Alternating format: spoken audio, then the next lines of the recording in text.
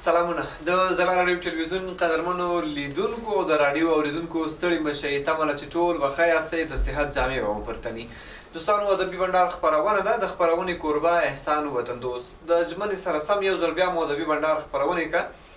یو ځل بیا مو ادبي بنډار خپرونې ته ځوان شاعر رابللی دی د سره به د زړه خواله کوو ورځو په زیره دی چې زه یې نوم واخلم دی به راته خپله ځان معرفي کړي نو تاسو مهرباني وکړئ که د زلار راډیو ټلویزیون لیدونکو ته ځان راوپېژنئ. بسم الله الرحمن الرحیم. په لومړي سر کې وطن دوست صاحب تاسو ته د زلار راډیو ټولو کارکوونکو همکارانو همدارنګه لیدونکو ته سلامونه نیکې هیلې په دې هیله چې ټول به روغ جوړ یې. نامه مې د پېژندګلوۍ نوم مې محب الله دی. په ادبي نوم حلیم سره مې ملګري پېژني ډېری دوستان په دغه نامې دغه کوي بلي مې دغه نامه راته اخلي. بل کونړ اوسېدونکی یم هم د وټپور پورې تعلق لرم. ډېره زیاته مننه محب الله. حلیم کورم ودان. حلیم صاحب دا راته وویه چې څنګه شعر و شاعرۍ ته راغلئ شعر و شاعرۍ ته مو مخه وکړله د دې علت څه وه؟ شعر خو یو الهي ورکړه ده تخلیق دی د الله چې چاته یې وغواړي هماغه ته ورکوي. خو زیاتره انسان زه اکثره دا خبره کومه چې هر انسان په ژوند کې یو ځل دردېږي. هغه درد څوک په لفظي توګه باندې څوک یې بیا د لیکوالۍ په بڼه باندې په خبره ما بار بار کلي ځانګړي خلک یې بیا د شعر په بڼه انځوري کړي. هغه درد چې زه یې شاعرۍ ته وهڅولم په دې مجبور کړم چې شعر ولیکم هغه زما د ولس درد و زما د وطن درد و دغه د ولس ناخوالې وي. یو څه هڅه مې وکړه چې دغې ته یو لفظي معنی لفظي جامې ور واغوندم او د خپل ولس غوږونو ته یې ورسوم. یوازینۍ علت وجه همدا زه ویلی شم چې زما د ولس درد و زما د قوم درد و زما د دې وطن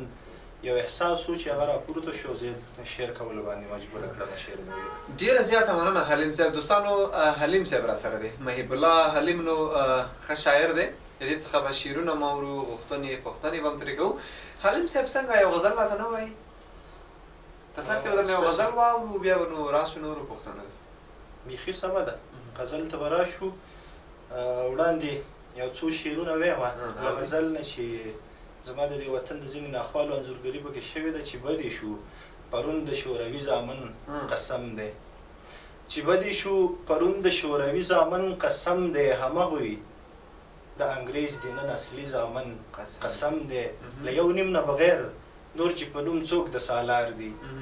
له یو نیم نه بغیر نور چې په نوم څوک د سالار دی باور وکړئ دي ټول د حرامي زامن قسم دی زما د هیواد خلکو په دې نوم یو بل وژلي زما د هیواد خلکو په دې نوم یو بل وژلي څوک دی د حزبي څوک د خلقي زامن قسم دی. غزل ته به راشم لږه بخښنه غواړم ځینې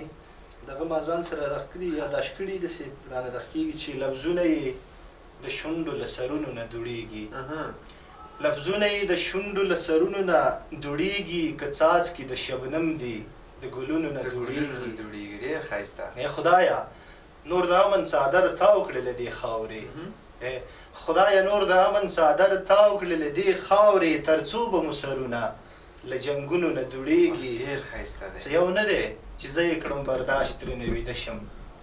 څه یو نه دی چې زه یې کړم برداشت ترېنه ویده شم دردونه مې د زړه د پرهرونو نه دوړېږي. ډېر ښایسته دی. او د ښکلو په مخونو کې له ورایه سپرلي ښکاري د ښکلو په مخونو کې له ورایه سپرلي ښکاري زمونږ سپېرې خاورې له رنګونو نه دوړېږي. او پیرزو چې مې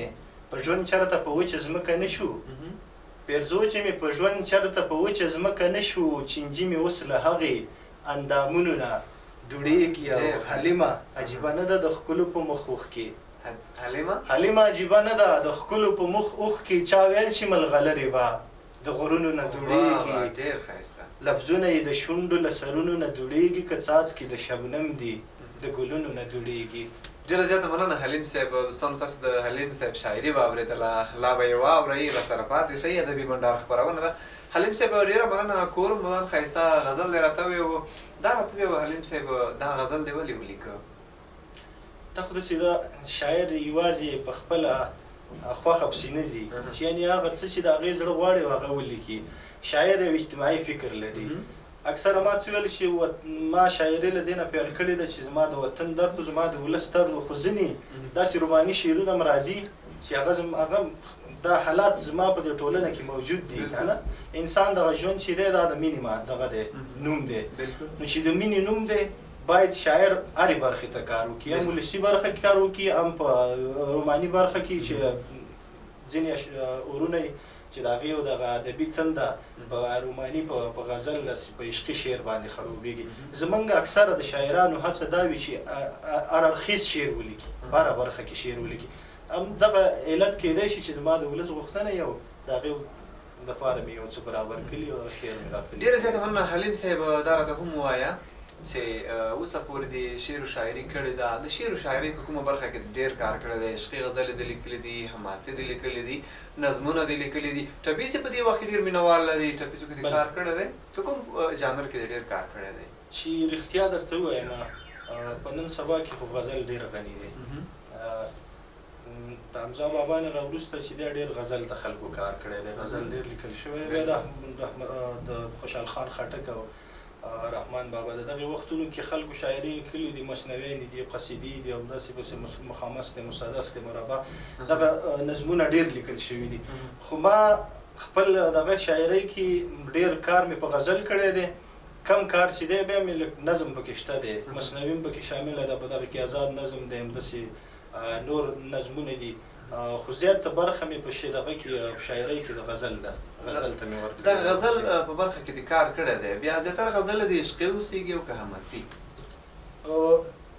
مقصد غزل د جانان ته لیکلی ډېر غزل د جانان ته لیکلی دی وطن ته دې لیکلی دی مور ته دې لیکلی دی پلار ته دې ډېر زه که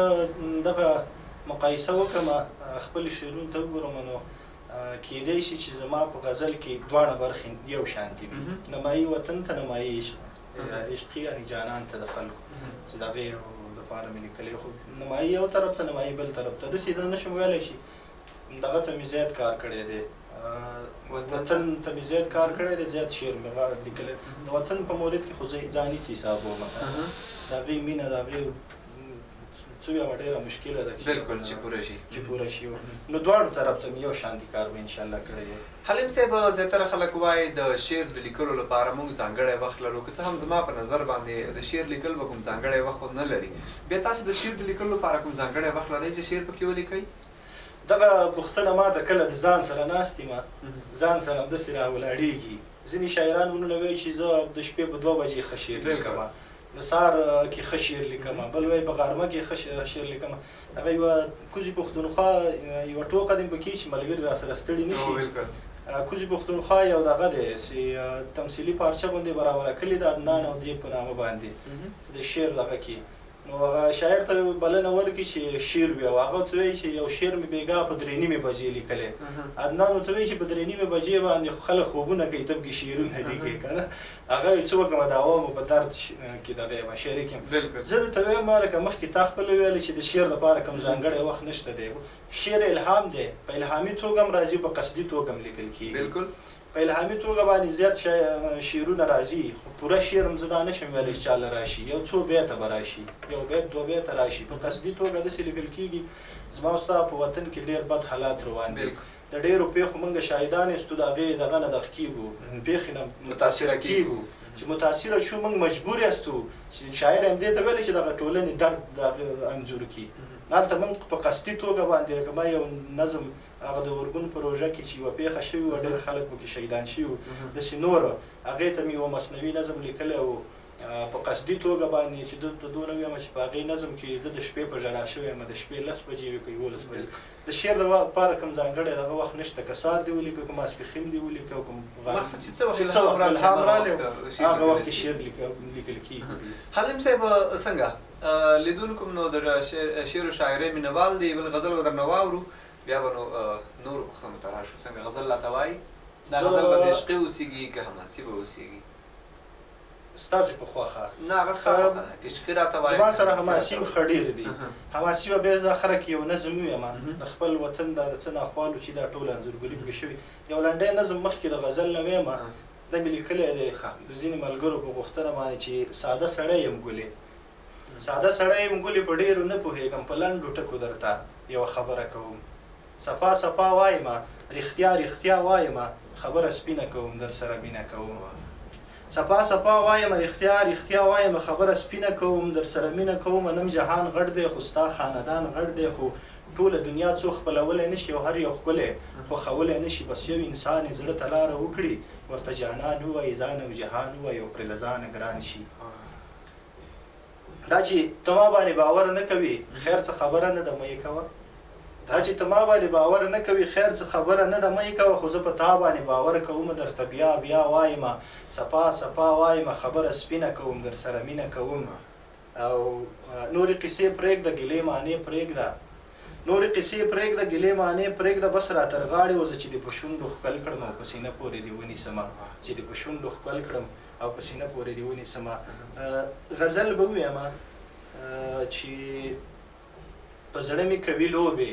بلها ورانې مسلمانې په زړه مې کوي لوبې بلها په زړه مې کوي لوبې بلها ورانې مسلمانې دوه سترګې په رخسار دي د هندوانې مسلمانې ډېر ښایسته دی په زړه مې کوي لوبې بلها ورانې مسلمانې دوه سترګې په رخسار دي د هندوانې مسلمانې ښه مې ویني خو له قصده ځان ناګاره کړې او واوړې ښه مې ویني خو له قصده ځان ناګاره کړې او واوړې مسکی شي مړه را وګورې شیطانې مسلمانې او چې خال په زنه کېږدي په مخ زلفې راخورې کړې چې خال په زنه کېږدي په مخ زلفې راخورې کړې عینې درته په خدای وي بیا حیرانې مسلمانې ډېر ښایسته دی او وطندو صاحب دغه تاسو ته ډالۍ چې دا خو اوس لږ دې حالاتو کړم خراب کنه یو وخت دا خو اوس لږ دې حالاتو کړم خراب کنه یو وخت دا ستا په شان دوه درې مې وي یارانې مسلمانې ډېر ښایسته دی ډېر ښایسته دا خو اوس لږ دې حالاتو کړم خراب کنه یو وخت دا ستا په شان دوه درې مې وي یارانې مسلمانې او پوهېږې هر قدم زما د زړه په ګلاب ږدې چې پوهېږې هر قدم زما د زړه په ګلاب ږدې چې د پنجو په سر تلکه وي نادانې مسلمانې قسم خورم چې په ما حلیم له ځانه هم یې ګرانه په تا به یم که نه یا په ما ګرانې مسلمانې دوه سترګې په رخسار دي د هندوانې مسلمانې ډېره مننه ډېره زیاته مننه حلیم صاحب ښایسته شاعري وعده راته وویل چې دغه مسلمان اوس خپله کړې دي ده او که نه ده دا خو ما ته مخکې وویله که نه چې زمونږ فکرونه خواره دي یوازې نه ما ته وویله شعر مې تا ته ډالۍ کړو زمونږ شعرونه د عوام د خپل ولس دپاره دي او خپلول نشته دی خپلول ډېر په مشکل او ډېر قسمت والا خلکو په دغه یې نصیب وي که یعنې تا نو خپل قسمت په دغه برخه کې د لاسه ورکړی دی قسمت زمونږ نه باغې شوی دی خو شکر اوس فامیل لرمه کورنۍ بچیان مې دي ښځه مې ده ژوند مې ښه برابر دی الحمدلله په دغې باندې شکر وباسمه زاړه ما ته ویل چې موږ شاعري بس د ولس دپاره ډېره مننه حلیم صاحب کور مدام دوستانو داسې د حلیم صاحب غزلې واورېدلې رښتیا هم ښایسته غزلې وې زما خو ډېرې خوښې سولې کومې چې راته وویلې نورې به هم ترې ورو حلیم صاحب دا راته وویوه تر دې دمه مو څومره شعرونه لیکلي دي د یوه پوښتنه به کې زه مطرح کوم تقریبا 10 کاله کېږي چې په شعر لیکلو مې دا پیل کړی دی زیاتره ملګرو دغه هم کړې ده دا چې 10 کاله ډېر عمر وي بلکل کومه ټولګه مې نه ده چاپ خو تر دې دمه زه چې دقیق نشم ویلی څونه شعرونه به مې لیکلي وو په 10 کاله کې چې زما د خوښې او لکه ما کله شعر انتخاب کړی دی انتخابي شعرونه تر 1.5 سل 200 پورې باندې رسېږي په 10 کاله کې ډېره شاعري کېږي خو ځینې شاعري د وخت په تېرېدو سره هغه به د منځه ځي کله چې لومړی غزل یې سړی ولیکي د وخت په تېرېدو سره چې غزل زړیږي وخت پې تېرېږي نو د انسان دغه ذهن لا پسې پیاوړی کېږي بیا نو اوله کې چې غزل یې کومې لیکلي فکر نه کوم که هغه بیا انتخاب کړي یا کتاب کې راولي هغه نو یا د چا خبر د لیست نه وځي نو تا هم فکر کوم چې ډېرې غزلې د لیست نه ایستلې دي نو ښه خبره همدا ده چې څوک کتاب چاپ کوي باسي په یو داسې غزل انتخاب کړي چې هغه د ولس په درد وخوړل شي داسې غزلې وي چې د ولس ترجماني وکړي نو حلیم صاحب کتاب دې هم نه دی چاپ کړی غزلې دې هم تر دا لیکلې چې ودې ویلې تر اوسه پورې د کوم غزل کوم هنرمند ته ورکړی چې د رباب په ترنم درته بدرګه کړي یوه ورځ اسرار اتل صاحب راغلی و د هغې سره یوه شپه بنډار کوو ناستو سره خبرې مسکرې بیا اتل صاحب ما ته دا دغه وکړله چې شاعر کله ځان سپکوي کله خپل شعر سپکوي هغه زیاتره شاعران هغې سي مطلب دغه کو ماته روښانه کړي زیاتره شاعران د شعر ولیکي هغه شعر باندې پیسې هم ورکوي هنرمند ته ورکوي ځان هم سپکوي خپل شعر هم سپکوي تر اوسه که زما په غزل کې ځای و او کتاب مې چاپ کړو د کوم هنرمند لاس ته ورسېدو او هغې خوښ کړو ویې و بېله خبره ده خو زه پخپله هېڅکله هم دا نه غواړم نه شعر د هنرمند دپاره لیکمه چې یاره زما دغه دی شعر دی دغه ووایي دا دې زمزمه کړي که نه زما شعر د ولس دی او زما د ولس انتخاب دی او که د هنرمند خوښېږي هغه هم زما ولس دی او خپله خوښې ده خو زه پخپله هېڅکله خپل شعر نه سپکوم حلیم صاحب ستا مطلب دا دی چې زه هنرمند ته نه وایم چې زما غزل واخله که د هغه خوښېږي ته یې ممانعت نه کړي چې د هغې خوښېږي زه یې ممانعت نه کوم په خپله نه غواړم چې یو هنرمند خواله لاړ شم خپل شعر ورکړم ورته ووایم چې دا د رباب حلیم صاحب زیاتره وخت کې ویل کېږي چې شاعران ځان ته خوشحالوي دا خبره تر کومه حقیقت لري لکه څنګه مثلا به چې یو شاعر ځان ته ډېر خوشحاله چې داسې ګڼه ګوڼه کې بیا نه خوشحالېږي چې ځان ته یې بیا ډېر خوشحاله وي فکر کومه چې غزلې به پکې لیکي که څنګه خبره داسې ده چې د دغې پوښتنې ځواب به زه درکړم هغه خلک ځان ته ځانلوالی زمونږ حضرت محمد صلی الله علیه وسلم خوښ کړی دی هغې به یوازیتوب خوښوو خو په نن سبا وخت کې لکه د شاعر باندې داسې دغه کول چې شاعر ځانلوالی خوښوي ځانلوالی هغه وخت کې باید شاعر غوره کړي چې څه وخت کې هغه شعر لیکي نور زمونږ ټولنه کې ناسته پاسته دا چې دا موږ ته روحیه رابخي موږ لکه څه به ته زما نه اورې څه به زه تا نه اورم پوهه به په علم کې مسیوا راځي ځانلوالی په نن سبا کې د ډېرو خلکو زه ته ووایم چې هغه رواني تکلیف لري د دغې وجې چې رواني تکلیف په وجه چا څه کېناستی نه شي ځانلوالی غوره کوي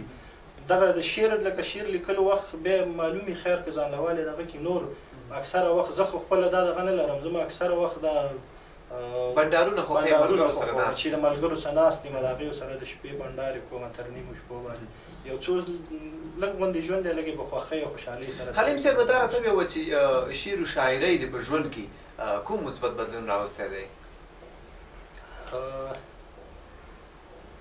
په لنډو ټکو یې دونه ووایم چې زمونږ په وطن کې انسانان ډېر دي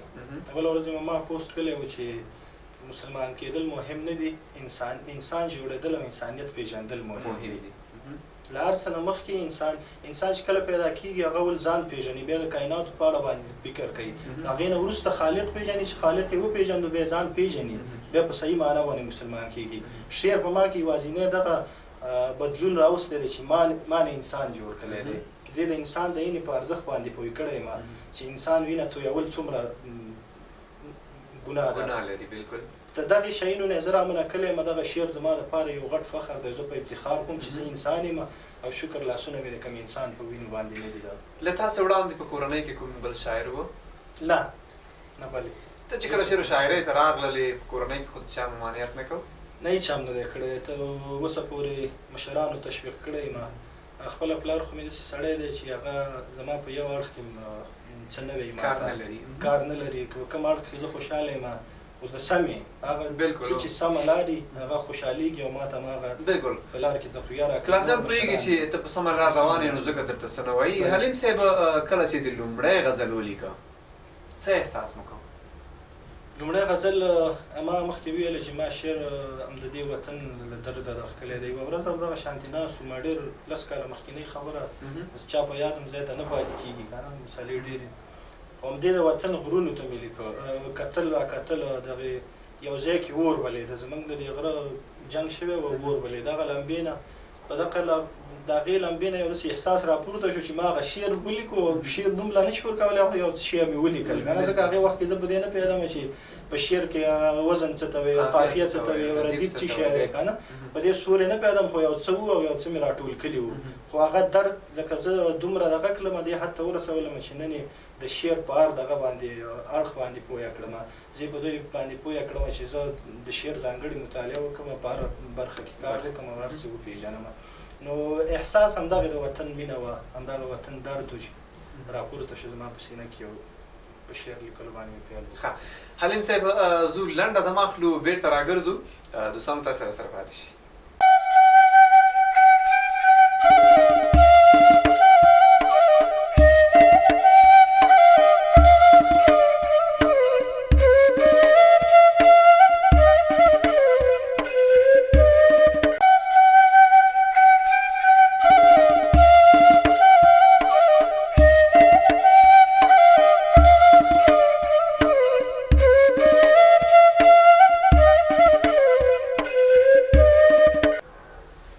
ستړي مه شئ دوستانو، ادبي بنډار دی، لنډه دمه مو واخیستله په دې هیله چې ښایسته شوي راسره ناست دی. حلیم صاحب راسره دی، مهیب الله حلیم. ښایسته ښایسته غزلې به راته وایي حلیم صاحب. نو لیدونکي خو ډېر په تمه دي او ستا غزلې واورېدلې لا یوري، دوی راسره دي. بل غزل ورته وایي؟ ولې نه، کوم غزل به ورته وایي؟ غزل نه مخکې یو بل غزل یو څو شعرونه وایم چې تا ته چې در وګورمه سر را باندې وګرځي. تا ته چې در وګورم، تا ته چې در وګورمه سر را باندې وګرځي، سترګې راته تورې شي نظر را باندې وګرځي. ډېر ښایسته دی. او چېرته دوه مین چې د چینار سیوري ته ووینم،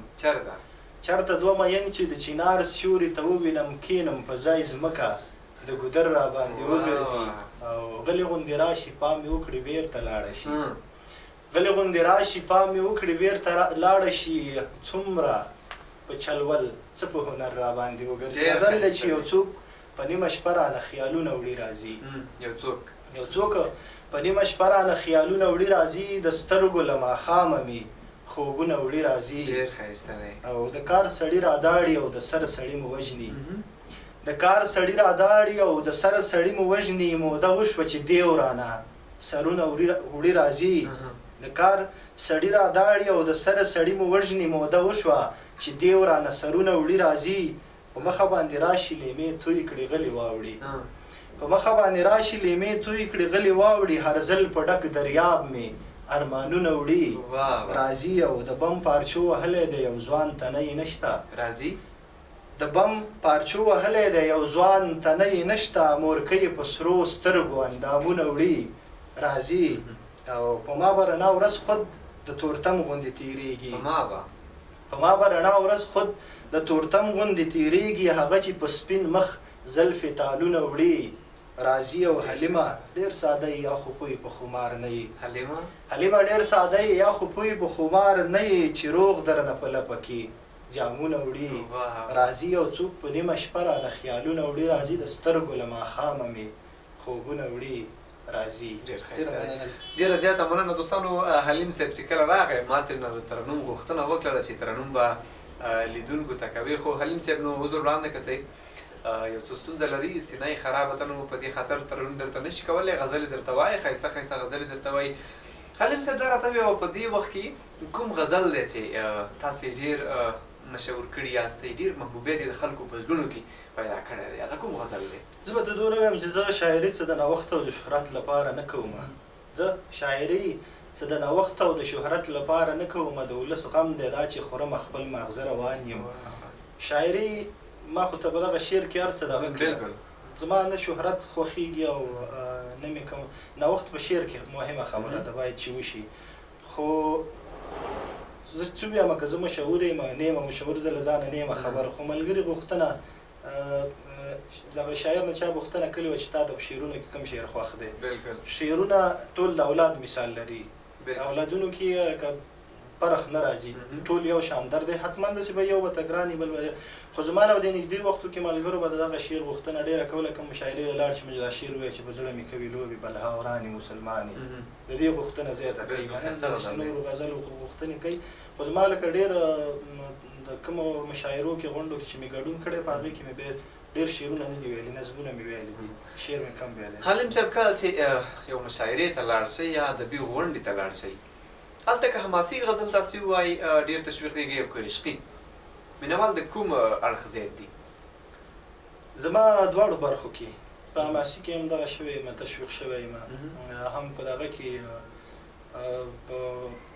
عشقي چې کوم عشقي غزل مې وایم تشویق شوی یم. خو تشویق زما دپاره مهمه نه ده، زما دپاره مهم صرف پیغام چې زه څه وایم زما ولس په هغې باندې پوه شي چې زه څه وایم، هغه زړه ده. او زه په دغې باندې خوشحالېږم چې کله زما ولس زما شعر ته دغه کوي چکچکې وکړي، نو چکچکو بدرګه شي، زه یو ډول خفګان په دې کوم چې هغې نه یو شعار جوړ شي. شعر هغې ته وایي چې هغې ته خلک غلي کښېني او واوري، شاعر هلته مطمئن شي چې یاره زما شعر ته خلکو غوږ نیولی دی، شعر اورېدلی دی، زه چې څه پیغام لرم هغې ته چې په چکچکو به دغه بدرګه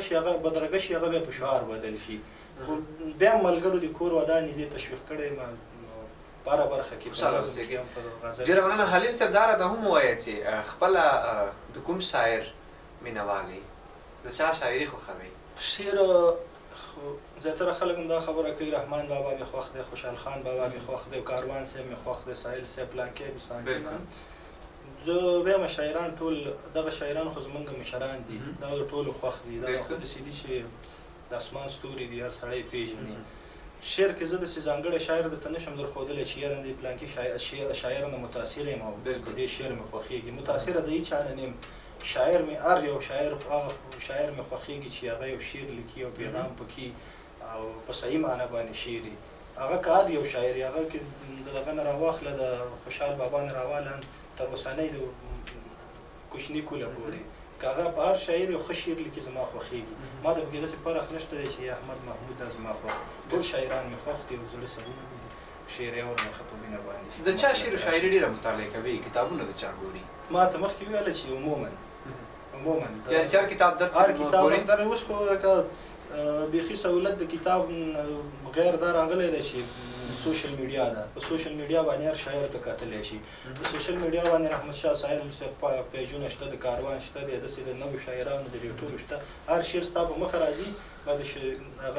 هغې شعر ته مطالعه کولی شي. ښه، ډېره زیاته مننه حلیم صاحب. دوستانو حلیم صاحب را سره دی، محب الله حلیم ښایسته غزل یې راوړي دي. حلیم صاحب بل غزل هم درنه اورو. د غزل بس انتخاب کوم یو حماسي برخې هم لري، ټول که د عشقي تشبیه به ملګري وایي چې څنګه د وطن درد نه جوړ شوی دی که نه. پیل هم د دغې روماني بیتونو نه کېږي، مطلب دی چې شپه هم د وصال ده خو په منځ کې مو هجران دی. که شپه هم د وصال ده خو په منځ کې مو هجران دی، په داسې جنت څه چې لرې پروت رانه جانان دی. او کوم ښکلی چې د زړه په وینو وپالم د بل شي، کوم ښکلی چې د زړه په وینو وپالم د بل شي، د خوړ د غاړې فصل همیشه وړی باران دی. کوم ښکلی چې د زړه په وینو وپالم د بل شي، د خوړ د غاړې فصل همیشه وړی باران دی. چا غوږ د انسان وخوړ چا په وینو یې خوله سره کړه، چا غوږ د انسان وخوړ چا په وینو یې خوله سره کړه. د ځینې رهبرانو او د سپو توپیر ډېر ګران دی. او زه وایم رشوت مرګ دی، هغه وایي چې نه ژوند دی. زه وایم رشوت مرګ دی، هغه وایي چې نه ژوند دی. نور څه دي خو په دې د ښار قاضي را سره وران دی. هغوی د دې وطن د بربادۍ بنسټګران دي، هغوی د دې وطن د بربادۍ بنسټګران دي. چا کړی په کعبه کې چې د خدای په نوم قرآن دی. او د بل په خوله په مونږ جهاد روا بولي لګیا دی، د بل په خوله په مونږ جهاد روا بولي لګیا دی. زمونږ د مسجد منبر، زمونږ د مسجد په منبر ناست سړی شیطان دی. د بل په خوله په مونږ جهاد روا بولي لګیا دی. زمونږ د مسجد په منبر ناست سړی شیطان دی.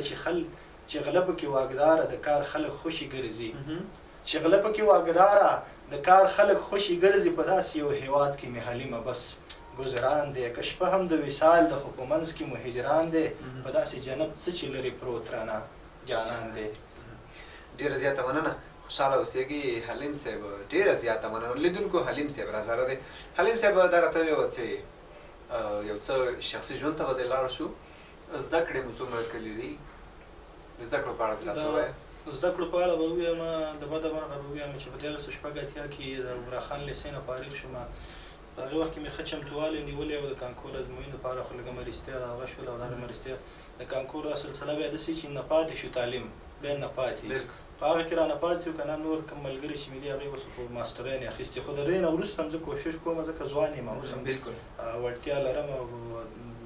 په ځان باور لرم چې زه تعلیم شم کولی. د دې نه وروسته هم انشاءالله کوشش کوم که دولتي پوهنتونونو کې نه یو شخصي پوهنتون کې دغه کوم، ځان له داخله کوم او شخصي پوهنتون وي. یعنې تر اوسه پورې دې زده کړې تر 12مه پورې کړې، 12مه نه پورته نه یم وتلی. ډېره مننه. نو کوشش وکړه زده کړې، د زده کړو وخت دی لا وغوړېږي. دا راته وویل چې واده مو کړی دی، نه مو دی کړی، بچیان لرئ نه لرئ؟ مخکې مې یادونه وکړه، واده مې کړی دی، 5 اولادونه لرم، 2 هلکان دي، 3 جنکۍ دي. شکر دی، ژوند په مخ روان دی. تقریبا دا 11 کاله کېږي چې واده مې کړی دی او واده شوی متأهل یم. ډېره زیاته مننه. دا راته ووایه حلیم صاحب، د کور مشر یې که کشر یې؟ د کور مشر یم، په ټوله خپله کورنۍ کې زه مشر یم. په دې نوي کول کې چې دی لکه تره تره مې مشر دی، تر پسې بل تره دی، بیا مې پلار دی. یعنې د پلار مشر زوی؟ د پلار مشر زوی، خو بیا لکه د ترونو په کورنۍ کې مشر زه یم په ټوله کې. بالکل. نو ته بیا ډېر بختور یې، ځکه مشر وراره بیا ټولو ترونو ته ګران یي. زه خو وایم وطن توصیف چې مشر بختور نه وي، ځکه چې څه هغه څه دغه یې غمونه او مشکلات او تکلیفونه یې هغه د مشر په سر باندې ذمهواري ورپکار په ساده اصطلاح باندې بېګارونه خو زیات دي، بېګارونه زیات دي په مشرانو او ورورونو باندې، خو بیا ډېر ګران یي. زه هم مشر وراره مې دی، ډېر راته ګران دی، او بیا ټولو ته مشرانو ورورونه ګران دي. بیا چې کله کله نور ډېرېږي نو مینه هم هغه شانه کمېږي، مینه تقسیمېږي، او کله چې یو وي بیا مینه ما ټول د ټولو مینه هم هغه سره وي. دا راته هم ووایه نښه ویشتلی شي په سینده کې؟ په څه شي باندې؟ په لینده دې ګزار کړی؟ لیندې خو موږ ماشومان وو او ټوله ورځ به په مرغو پسې راسم وو، مرغۍ به مې ویشتلې. هغې وخت کې ښه ومه، په نښه کې ښه ومه په لینده باندې. اوس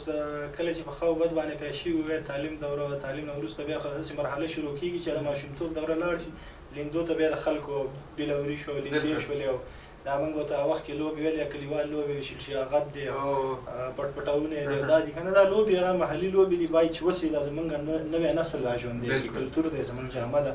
هغه وخت په تېرېدو سره بیا په لینده باندې دغه نه دی کړی شي، انداز نه دی کړی. کله خو به داسې نه شوي حلیم صاحب چې په ماشومتوب کې چې لینده در سره یې او ته ولې مرغۍ ولته دی، ته چا سره رشته دی؟ نه خیر، جنګ در پسې کور ته څوک راغلي؟ په ماشومتوب مې داسې کلانکاره نه دی، یعنې شوخ نه وي؟ شوخ نه وم، چا سره ماشومتوب کې. حلیم صاحب د سپورټ برخې ته به راشو، کوم ورزش دې خوښېږي، کومه لوبه ډېره کوي او وړتیا په کومه کې لري؟ زما چې څه خوښېږي که نه، ځکه چینایي فلمونه ګورم، مارشل آرټ چې دی ټول یې دغه پکې بیا په هغې کې دغه دي، داخل دي کامپو ده، ټول ورزش مې هر یو ورزش، که هغه جمناستیک دی، که هغه تیکواندو ده، که هغه دغه دی د باډي بیلډینګ دی، که هغه کرکټ دی، که هغه والیبال دی، که بوکسینګ هم پریفایډ. دغه صرف ګوري، خو خپله کومه لوبه بیا ډېره کوي؟ ما ته ویل زما دا ټول خوښېږي، وایم چې دا ټول هره یوه نه صحیح ده، خوښېږي خو د ټولې باید دغه وګوري چې زړه دې غواړي چې هره یوه وکړي. خو اوس کرکټ ګوري، کولی یې کوم شي؟ کولی مې یو وخت کې ښه لوبغاړی وم. د کرکټ کرکټ بالر وي که بیټسمین؟ بیټسمین، بالر، ځوان الراونډر وم. کله در باندې چکې لګېدلې دي؟ ډېرې. یوه ورځ ډېر وخت مې لوبه پرېښې، د هغې نه وروسته د سرکاڼو دونایي کې یو میچ له تللی وم، ډېر وخت بعد مې لکه 9-10 کاله بعد مې بیټ لاس کې راخیستې وه، بیا بال لوبه مې کوله. نو یو بالر یو بیټسمین ته ډېر قوي بیټسمین هم و، په 15 باله باندې راباندې 15 چکې یې والې وې. نو آخر مې ورته دغه شوه، ده هغه هم زما نه په سن کې ورکوټی و، آخر دغه راله، حیا راله، نو غوسه هم د حیا د وجې ما چې ته دې همزولي له ورشه ما ته هم سره یې که نه، نو شوې ده. نو په لوبه کې داسې پېښېږي کله به ته شپږ چکې وې، کله به وکټ یې اخلي، خو غوسه ته راځي که نه؟ غوسه خو په ژوند پورې تړلې ده، خو ښه غوره انسان هغه دی چې هغه د غوسې په حالت کې صبر وکړي، غوسه خپله کنټرول کړي. غوسه راځي حتما داسې انسان به نه شي هغه وایي چې یاره زه پوره یم، انسان کمزوری دی، غوسه به که غوسه کېږي به بعضې وخت کې بیا د لاسه جنګ هم کېږي. خو شکر به دی چې تر اوسه پورې غوسه راغلې ده، انشاءالله تر یو حده مې کنټرول کړې ده. د شر او فساد د دې شي نه مې ځان ډېر لرې ساتلی دی، والله دې تر اوسه. ډېره زیاته مننه حلیم صاحب. حلیم صاحب زړه مو غواړي چې ډېر سره کښېنو، خو دا چې د خپرونې زولۍ مو راتنګه ده، ستا نه به نظم واورو، بیا به لاړ شو ستا نه به پیغام واورو. څنګه دې خوښه ده؟ بیخي سمه ده. نظم ته به راشم، نظم لږ اوږد دی، خپرونې وخت خیر دی، نظم پکې ویل کېږي. نظم ما ته ویل چې ما پکې لږ انځورګري کړې د خپل هېواد د خپل ولس لپاره یو پیغام دی، په دې هیله باندې چې زما ولس یې واوري او هغې نه یو څه اخذ وکړي، له نورو ملګرو سره یې شریک کړي. زه د داسې قام شاعر یم، زه د داسې قام شاعر یم چې خصم د مروغ سړی یم، خو بیا هم لیونی یم. حق وینا پسې مې خاندې وایي ورک شه لیونی په نغمو باندې، نو کله د ویجاړ وطن جوړېږي. شاعرانو پسې خاندې د لیکوال پخې لیکنې بې مزې او چټیات بولي. دغه موږ چې نن راټول یو دې مجلس ته د وختونو ضایع وایي، د هر څه ورته بس هسې خوراک د مغزو ښکاري. خو د تور ټوپک شپېلۍ کې آبادي او سکون ګوري. ټوپک اخلي ځي سنګر ته څه بې وخته روانېږي. زه د دوی په حال دوی په ما پورې خندا کړي، زه د دوی په حال زهیر یم. زه د داسې قام شاعر یم چې په دومره انقلاب کې د 40 کاله عذاب کې څو په شمار د اړمارانو د وختونو دلالانو د شهید په نوم یې وینې به کافر نظام کړي خرڅ په دې هر څه ښه پوهېږي خو د دې باوجود بیا هم د خپل پلار د سر قاتل د خپل رهبر وتل وایي د وطن اصلي اتل ته بیا مرتد او قاتل وایي ځکه هر څه ورته وایم چې دا خلک قاتلان دي د انسان په قواره کې څرګند شوي شیطانان دي څوک په یو او څوک په بل نوم د پردیو غلامان دي خو فریاد مې هېڅوک نه اوري په مطلب مې نه رسېږي بس په دې سپینه وینا زه د هر چا په نس کافر یم زه د داسې قام شاعر یم چې په خپل ځان ظالمان دي زه د داسې قام شاعر یم چې په خپل ځان ظالمان دي د جنت په نشه مست دي ټول د حورو لیونیان دي د پنجاب په خوله ځان وژني د چا په ښه ځان وژني د داعش په نوم مړه کېږي په طالب نامه ځان وژني د شهید په نوم قتلېږي سلفي په نوم کافرو د حزبي په نوم کافرو خلقان لاړ واړه مردار شو سلفي په نوم کافرو د حزبي په نوم کافرو خلقیان لاړ واړه مردار شو شهیدان د وخت اشرار شو د ګوندونو په نوم مړه شو د وخت ټول لیوان ماړه شو د وخت ټول لیوان ماړه شو خو په دې باندې پوه نه شو چې په موږ څوک رهبرانو په دې جنګ کې څوک مړه شو له هماغسې وحشیان دي ځان د بل لپاره وژني د ځانونو دښمنان دي ځکه وایم چې دا خلک پلورل شوي افغانان دي وایي بس خوله دې کړه بنده داسې نه چې څوک دې مړ کړي نو زه څنګه غلی کښېنم چې په عذاب له خپل ضمیر یم زه د داسې قام شاعر یم چې د ورځې سل مړه کېږي خو د بل په غم ژړېږي اسرائیل په کاڼو ولي فلسطین ته روانېږي د برما په ماشوم ژاړي له افغان یتیم تېرېږي خو له بل خوا یو عرب د فلسطین په شهید پښېږ د پنجابی پنجاب پرېږدي او راځي ما پسې رادرومي د کافر په نوم مې وژني ځکه ښه سم مسلمان یم خو د دوی په نیز کافر یم دوی که ښه سم ګنهګار دي خو بیا هم مسلمانان دي خو زه څه وکړم انسان یم په انسان باندې ځورېږم مسلمان یم مجبور یم مسلمان باندې دردېږم زه به څه نور چاله ورکړم چې په خپله خوار فقیر یم وروستی بند دی چې زه د داسې قام شاعر یم چې د وخت هر یو مفتي پسې د مرګ کتاب پرانیستی زه د داسې قام شاعر یم چې د وخت هر یو مفتي پسې د مرګ کتاب پرانیستی په کورونو کې وژني په سجده پراته کافر دي بازارونو کې وژني د مزدورو په نوم قتلېږي په ښارونو کې وژني دا لا څرنګه حساب دی دا د کوم یو وخت کتاب دی په قرآن کې خو د یو بېګناه مړینه مرګ د ټول انسانیت دی او که نه زه انسان نه یم یا بنده د سبحان نه یم ستا په دومره لوی جهان کې بل څوک هم شته چې ځورېږي لکه موږ د کور دننه بر ناحقه وژل کېږي په سجده پراته کافر وي جوماتونو کې قتلېږي او که نه تنها خالقه زه حلیم د ځان په ویر یم او که نه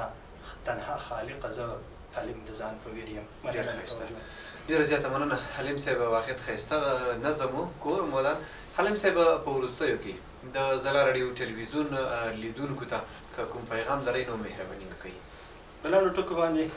پیغام زه اکثر همدا ورکوم چې دا ژوند زمونږ کم د محبت لپاره هم دی حیران یم نفرت ته وزګارېږي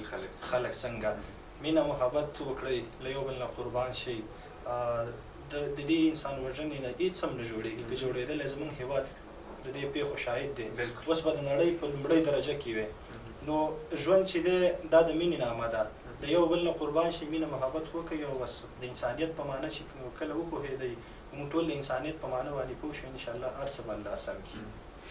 ډېره زیاته مننه د حلیم صاحب له تا نه مننه چې راغلی او دلته دې راسره